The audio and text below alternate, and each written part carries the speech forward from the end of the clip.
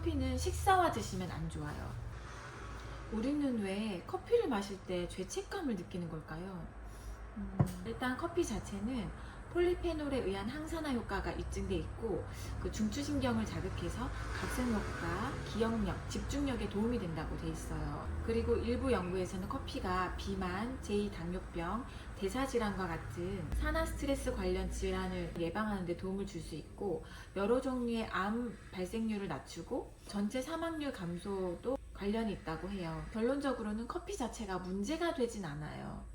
커피를 마셨을 때 흡수, 대사, 분포, 배설에 대해서 살펴보면 커피를 어떻게 마시면 좋을지 힌트가 될 것 같습니다. 커피는 복용 후 30분에서 1시간 반 사이에 혈중 최고 농도로 올라가요. 그때 효과가 피크를 찍는 거죠. 근데 커피 반감기가 3시간에서 7시간 정도 되는데 평균 5시간이라고 하면 커피를 마신 후에 10시간은 지나야 마신 커피의 75%가 배출되고 90% 가까이 빠져나가려면 15시간이나 지나야 돼요. 그래서 불면 있는 사람은 커피를 줄이거나 오전에만 마시라고 잔소리를 하게 되는 거거든요. 12시에 잠을 자는 사람 기준으로 낮 2시부터는 커피를 그만 마시는 게 좋고, 수면의 질이 떨어지는 분이라면 모닝커피 이후로는 커피를 안 드시는 게 좋겠죠.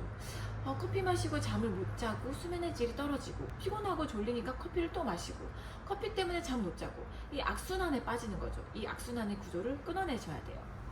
그리고 커피가 몸에 분포되는 걸 보면 몸에 축적되진 않는다고 돼 있어요. 대신 체내 조직에 고루 분포한다고 돼 있거든요. 그리고 또 특이하게 혈장 카페인의 80%가 뇌에서 발견된다고 해요.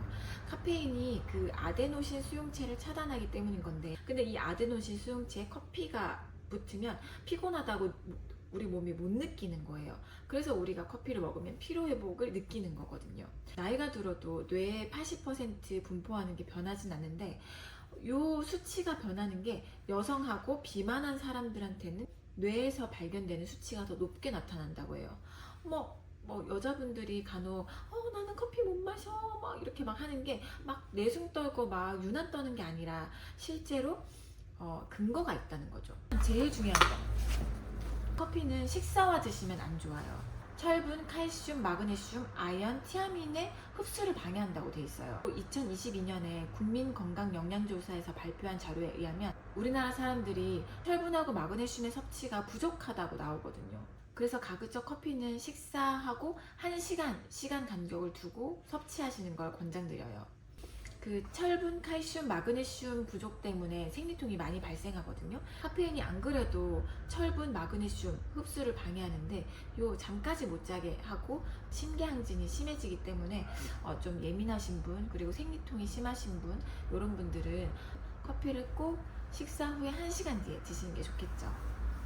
브런치에 커피 한 잔 마시면서 태블릿 PC를 보는 이 아침 장면 너무 멋있잖아요. 그런데 요 커피는 빼고 브런치와 태블릿만 놓고 멋있는 장면 연출하시길 권장드립니다.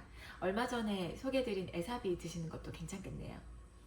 일상생활에서 제일 많이 적용되는 게 감기약인데요. 감기 들었을 때 왠지 모르게 잠을 못 자고 계속 잠을 설치시는 분들이 있나요? 그런 게 두 가지 가능성이 있어요. 감기약 중에 에페드린, 슈도에페드린 요런 약들이 포함되어 있는 약들이 많거든요. 이게 비충혈 제거제라고 해가지고 혈관을 수축해서 혈류량을 줄여가지고 코막힘을 해결하는 약이거든요. 근데 이게 또 잠이 좀 안 와요. 감기 때문에 몸이 힘들어 죽겠는데 잠을 못 잔다. 그래서 감기가 더 안 나는 것 같다. 이럴 수 있거든요. 그거 한번 주의해 보시고요. 감기약 중에 카페인이 들어간 약이 있어요. 제가 한번 볼까요? 저희 약국에 있는 거 한번 찾아봤는데 이거 대표적으로 많이 아시는 약이죠. 여기에 보면은 카페인 무수물 30ml 이렇게 써 있거든요. 카페인 무수물 30ml, 카페인 무수물 25ml 이렇게 있거든요. 이게 굳이 카페인을 넣는 이유가, 사실 카페인을 먹으면 좀 컨디션이 올라가서 그럴 수도 있겠지만 여기에 들어가 있는 해열 진통제 효과가 카페인에 의해서 조금 높아진다고 돼 있어서 카페인을 쓰는 측면도 사실 있거든요. 그래서 요 카페인을 왜 감기약에 카페인을 썼어? 이거는 다 양리작용이 있으니까 쓰는 거고, 그렇기 때문에 더더욱 커피 양은 좀 줄이시면 좋겠고, 아니면 카페인 없는 감기약도 많이 있거든요. 그런 거를 골라서 드시거나, 낮에는 카페인이 있고 밤에는 카페인이 빠져있는 감기약도 있기 때문에 좀 골라서 드시면 감기 회복에 조금이나마 좀 도움이 되시지 않을까 생각합니다. 커피하고 약하고 같이 먹어도 돼요? 이런 걸 많이 물어보세요. 일부 항생제, 일부 정신과약, 심장약, 그다음에 갑상선약, 이런 약들이 커피하고 상호작용이 있을 수 있기 때문에 주의하셔야 돼요. 항생제 같은 경우는 키놀론계 항생제, 시프로플록사신 이런 게 커피하고 이 항생제를 같이 먹으면 커피의 혈중 농도가 올라간다고 돼 있어요. 감기를 나으려고 항생제를 먹었는데 오늘 왠지 잠이 안 와. 그거는 그 항생제 때문에 커피 농도가 올라가서 그렇거든요. 안녕하세요. 네. 환자가 오셨네요. 그래서 내가 가진 항생제가 퀴놀론계 항생제가 아닌지 한번 체크해 보시는 것도 괜찮습니다.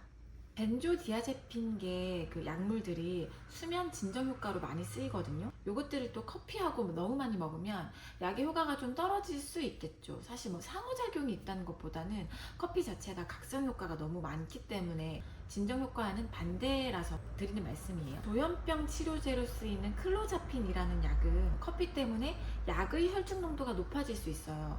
그래서 커피를 많이 드시면 약이 농도 조절이 안 되거든요. 사실 이런 약들은 뭐 약의 용량을 얼마나 써서 얼만큼 오래 지속해서 치료를 할지 의사 선생님하고 계속 상담을 하게 되는데, 커피 양이 들쭉날쭉하면 좀 문제가 될 수 있어서 이것도 좀 참고를 하시는 게 좋겠습니다. 갑상선 약 중에서 레보티록신이라는 약이 있어요. 요거는 커피가 약의 흡수를 방해한다고 되어 있기 때문에 커피하고는 4시간 간격을 띄우셔야 돼요. 그리고 심장약이나 혈압약을 드시는 분들도 커피 때문에 심장 박동수가 증가하고 혈압이 조금 높아지는 효과가 있으니까 어느 정도 주의하시면 좋겠고, 특히 베타 차단제를 드시는 분들은 주의하셔야 돼요. 베타 차단제가 뭐 인데놀 많이 쓰이거든요. 근데 인데놀은 조금 진정 효과로도 쓰이기 때문에 좀 주의하시면 좋고, 그다음에 카베딜룰 이런 것도 다 베타 차단제예요.